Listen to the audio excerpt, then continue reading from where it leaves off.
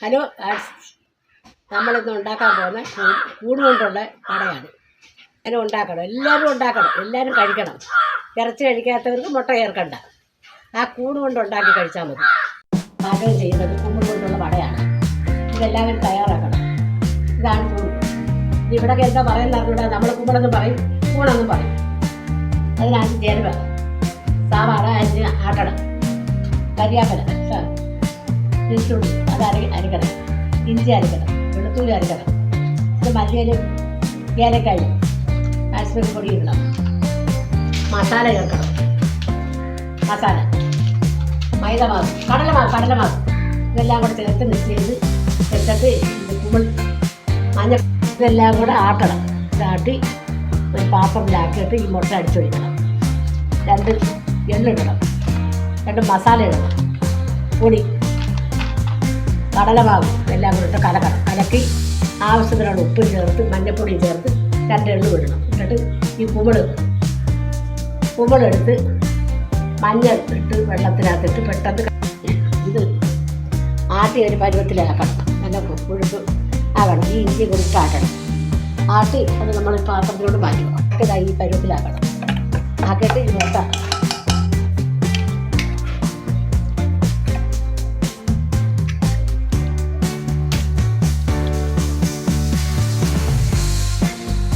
അടിപ്പിക്കാൻ ഒഴിച്ചിട്ട് നല്ലോണം കലക്കണം.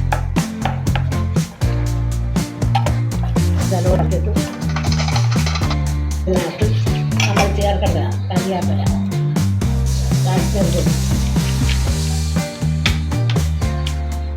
പട്ട ചേർക്കാം. ചേർത്തിട്ട് നന്നായി ഇളക്കണം. ലേശം ഉപ്പ് ചേർക്കണം. ഉപ്പ് ചേർത്ത് വെക്കണം.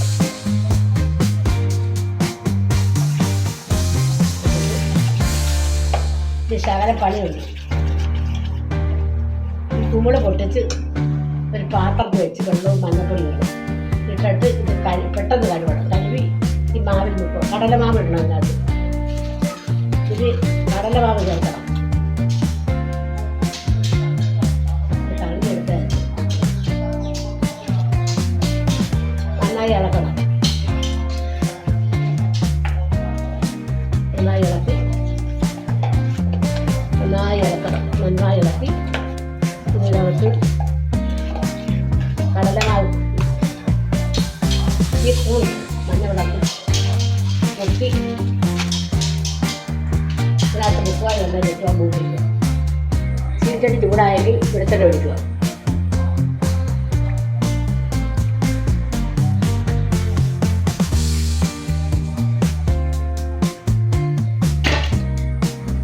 എണ്ണ വൃത്തിയായി മഞ്ഞപ്പൊടി ഇട്ടു.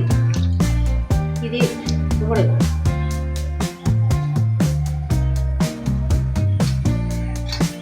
എല്ലാവരും കണ്ടല്ലോ. ഇതുപോലെ മുക്കിയിടണം. സാധാരണ സാധനങ്ങളൊക്കെ മൂപ്പിക്കുന്നത്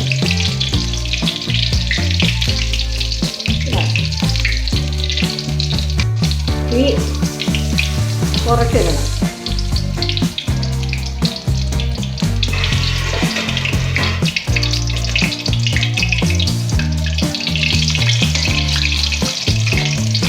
ഇതിലേക്ക് വട തയ്യാറായി. അപ്പോൾ കൂൺവട കുമ്പിൾ കൊണ്ടുണ്ടാക്കിയ വട തയ്യാറായിട്ടും ഒരു കടുകായി ഇട്ട് എല്ലാവരും ഇറച്ചി കഴിക്കാത്തവർക്ക് ഏറ്റവും ഇഷ്ടമാണ്. അപ്പം നമുക്ക് കഴിച്ചു നോക്കാം.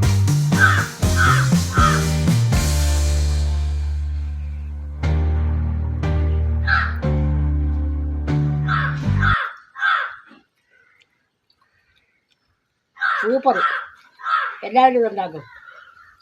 എല്ലാവരും കഴിക്കണം. എല്ലാവരും ലൈക്ക് ചെയ്യണം, സബ്സ്ക്രൈബ് ചെയ്യണം.